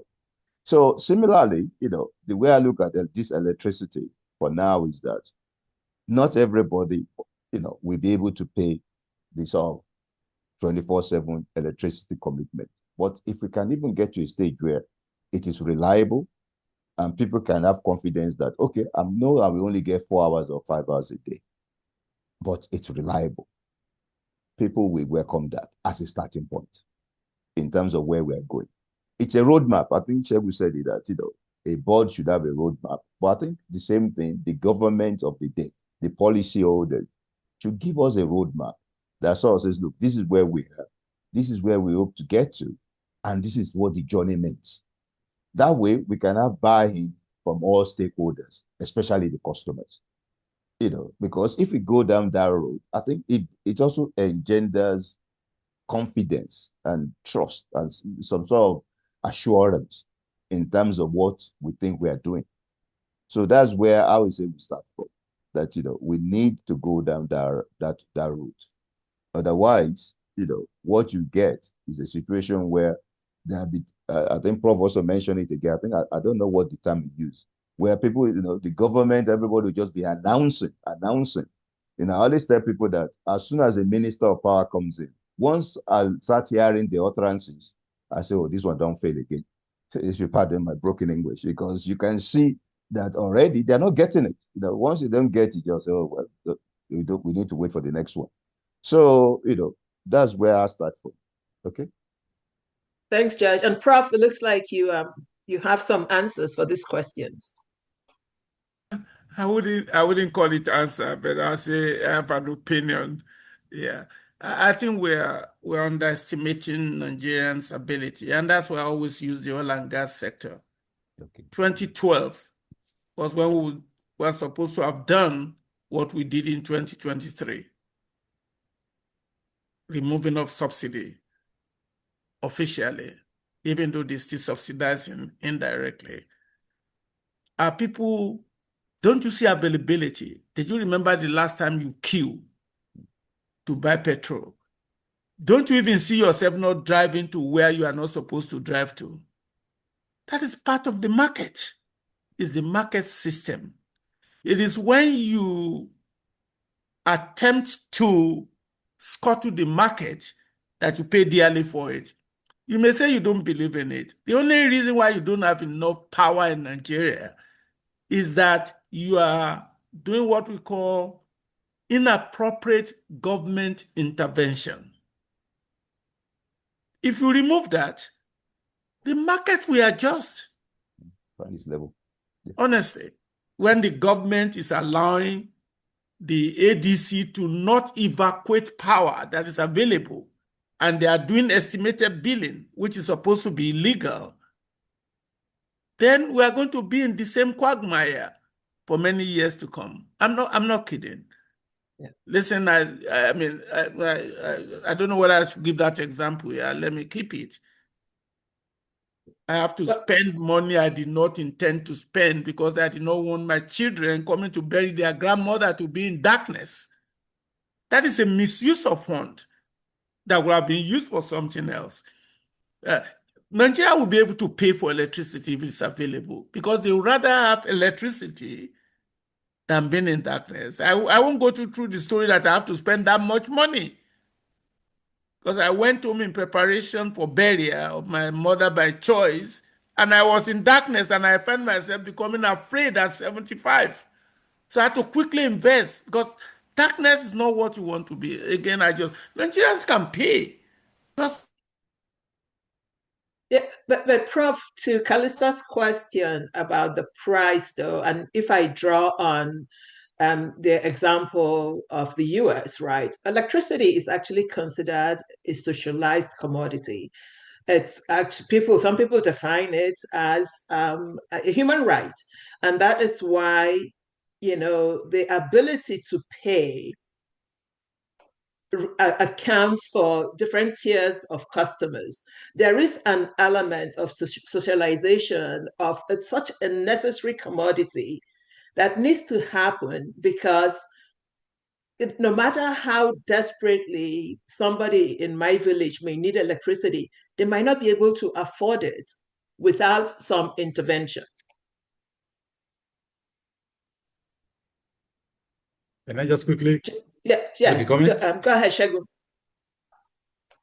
Okay, thank you so much. So very quickly, I think it's an issue of chicken and the egg, which comes first, really.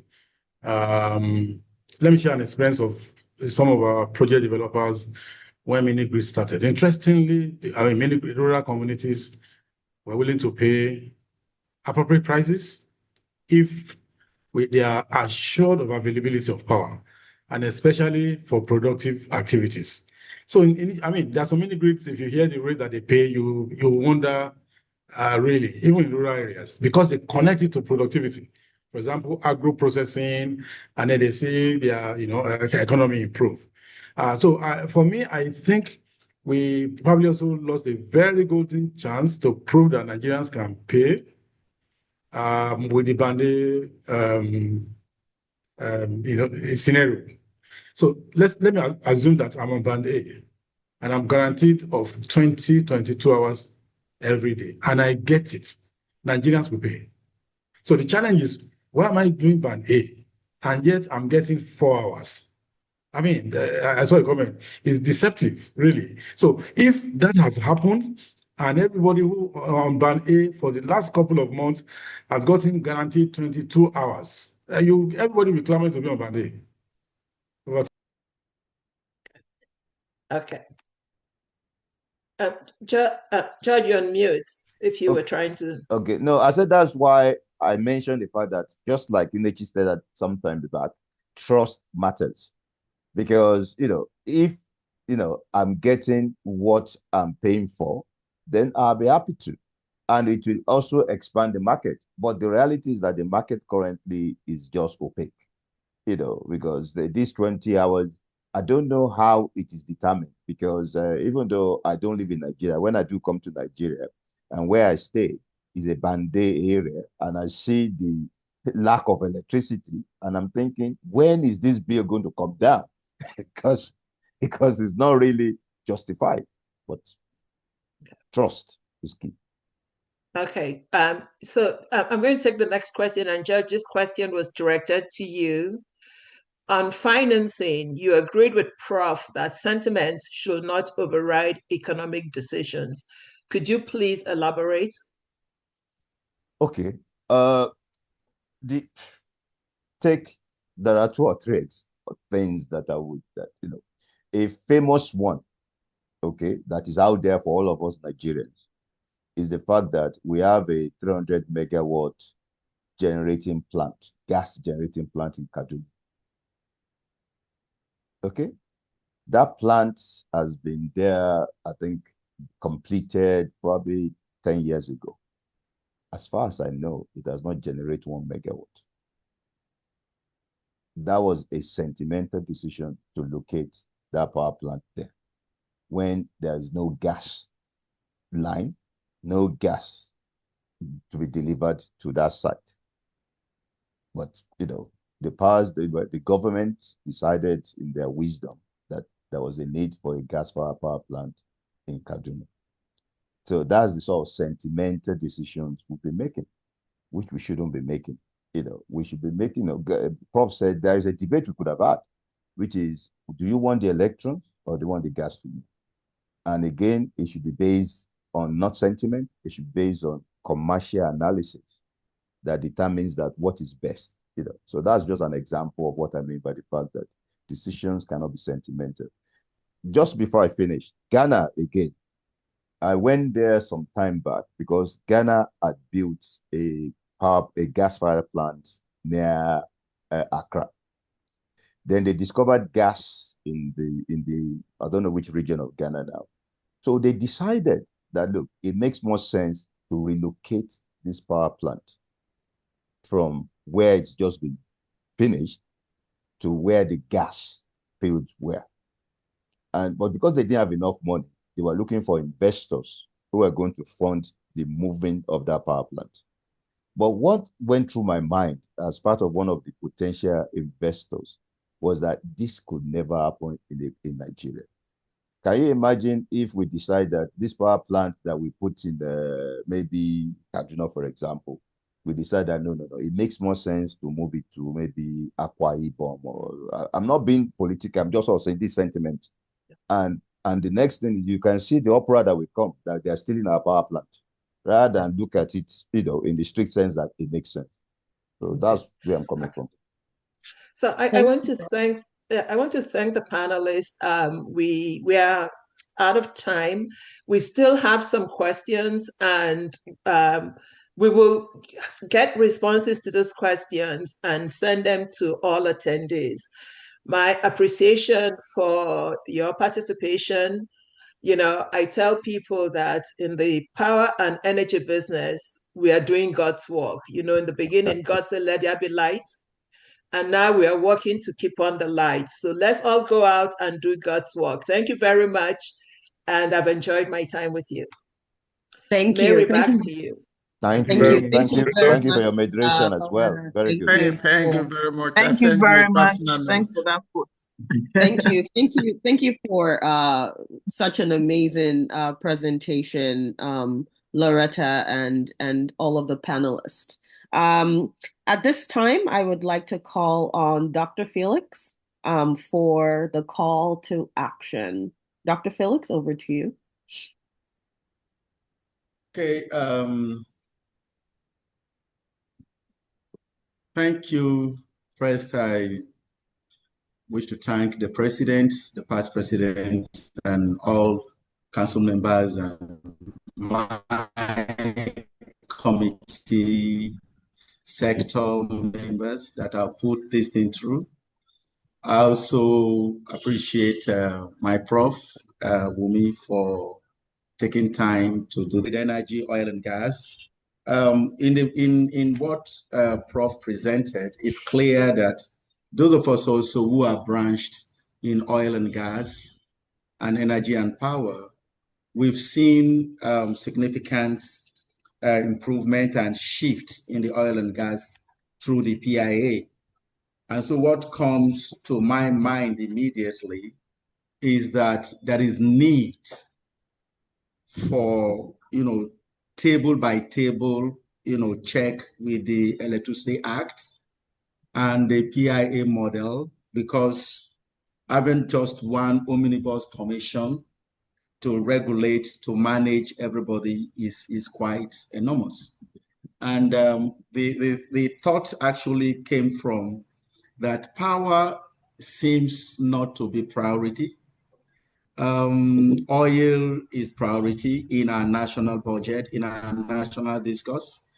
Those of us also who are in the upstream, oil sector, we see a lot of funds for security. There was a time in Nigeria, pipeline vandalization. We were producing 2.5 million barrels, and then it went down, and federal government have to fight to ensure that pipeline vandalized are cured, and they invested a lot of money, private people, to be able to put security in the creeks and everywhere.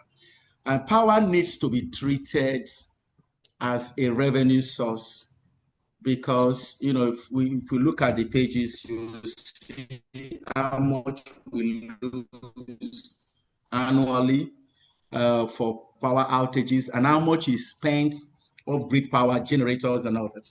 So the first thing that I would subscribe to is, of course, CIoD. CIoD is governance champion. We need to quickly look at how we can support the structure to see how the success of, I would say, success of the PIA is impacting the oil revenue as much as the Electricity Act, working side by side to see how we bring electricity to the same table as oil and gas, to the same platform as oil and gas. We have to do that to see the structure works. The second one that I have is, because we are advocacy group, we will need to put down this, and then in our own plan as committee, we have programs to meet stakeholders in the sectors. We have to quickly put these things and confront the stakeholders, because a country of 240 million people, and when we have 5,000 megawatts power, and we celebrate, while South Africa with 65 million is dealing with 50, 60,000, is not priority. We have to push for the priority of power on the table of government, and that is our role on the table of government, to see power, because without power, there will be no development. What we pursue presently is economic growth. Profits and economists, economic development has to take priority, and that is where power comes in. If you don't have people well-being, if people don't have power 24/7, there are areas in Nigeria, I'm surprised that people don't know, they don't have power for months, and when they have power for 1 hour, they jump and celebrate. So CIoD has the mandate as an advocacy group to see how the governance structure of the Electricity Act can actually function similar to the PIA Act, to the PIA structure, to see we have, it might take a day or two to push that, but we have to, see how to push, to spread, because there is the regulatory part, there is the commercial part. The operators, commercial framework of the Electricity Act, how to deal with the commercial part, have to also be visible. That way we can solve. And then one other thing that also needs to come in, what Prof said, I call it from silos to portfolio. We also need to look at, how to bring energy as a portfolio rather than treating it in silos. And that is why it's not working. And we'll be able to migrate from the present, structure into a portfolio management model. And I think we can also do that as governance people, to see how people can see things from the top and view it rather than, the way we manage it. Though now we have state government coming into power, it's another question I have. State government, we need to also look at how do we as CIoD also interface with the state power to see that, because rural power supply, REA is there, but how is it functioning? How is it transmitting? How is it working? So those are three key areas I would like to leave that assignment for us. And I think we'll be able to put it together and then work with from federal to state and the different sectors to see. And finally, before I forget, is that we cannot separate oil and gas from power. You know, we cannot separate it because Nigeria has huge gas resources. I mean, we can't deny that. Renewable is perfect. Renewable is super. We can put sector, also need to have an interface engagement with oil and gas and begin to get interested in our power supply. Because the truth is, if there is no gas, the thermal power, which is mostly 79, 80% of our power is thermal power, will never work. So we also need to also collaborate with our colleagues and also see how we can interface even with the oil and gas people that manage the gas sector, how it will influence and impact our power supply as a country and as a people. So this is where I want to draw it, and once again want to thank everyone, and then I believe we'll be able to put it together from the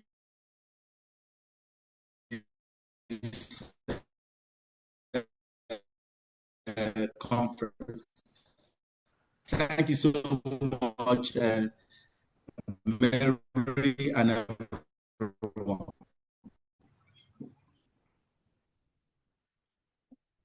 Thank you. Thank you very much, Dr. Felix, for bringing all of that conversation together. Please use your thumbs up buttons, your emojis, to give everyone so far a round of applause. And thank you all, the audience, most especially, for staying on up until this moment. I would like to call on Dr. Nola. You are muted. You are muted.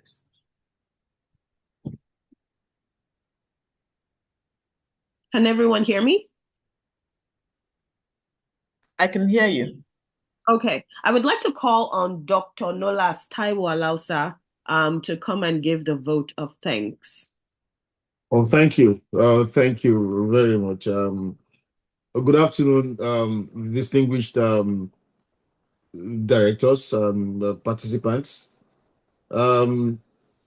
President and Chairman of the Governing Council, Otumba Adetuji Oyebanji, FCIoD. Please, because of time, permit me to stand on all existing protocols. On behalf of the Council, the management, and the entire membership of the Institute, I wish to express my sincere appreciation to everyone who has contributed to the success of this Power and Energy webinar. I'm particularly grateful to our distinguished keynote speaker, Professor Wumi Lidari, the panelists, the moderator, and the event anchor for their insightful, well-researched, and thought-provoking contributions. Your perspectives have once again underscored the fact that Nigeria's power and energy challenges are not merely technical issues, but fundamentally questions of governance, policy coherence, and institutional effectiveness. I also wish to acknowledge the commitment and professionalism of the members of the Power and Energy Sectoral Group. Your dedication, attention to detail, and tireless efforts behind the scenes ensure that this program was delivered seamlessly, and so the high standards for which the Institute is known. To our members and participants, thank you for your active participation, engaging questions, and continued trust in the Institute as a platform for serious policy dialogue. The presence today reinforces the importance of sustained engagement between industry practitioners, policymakers, regulators, and academia in addressing Nigeria's most pressing national challenges. As an institute, we remain committed to advancing thought leadership, constructive advocacy, and evidence-based dialogue in the various sectors of our nation's economy. The insights shared today will inform our ongoing engagement and future interventions aimed at strengthening governance and accelerating sustainable energy development in Nigeria.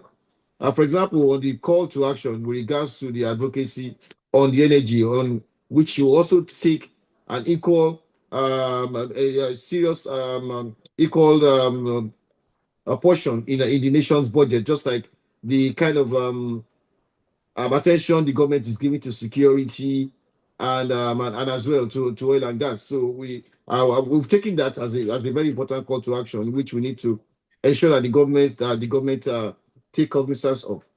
Before we close, I kindly ask all participants to complete the feedback survey that will be shared shortly. I think it's on the chat room now, the feedback survey. Your responses will help us improve our programs and strengthen the Institute's advocacy and engagement going forward. Once again, I thank you all for your time, your contributions, and your unwavering support. Thank you. Thank you very much, Dr. Nolas, for your vote of thanks. Once again, thank you to everyone, our keynote speakers, our panelists, for such insightful and engaging conversation. Please give a thumbs up, use your emojis. Thank you once again for attending this event. Please continue to keep in touch with CIoD, the Institute.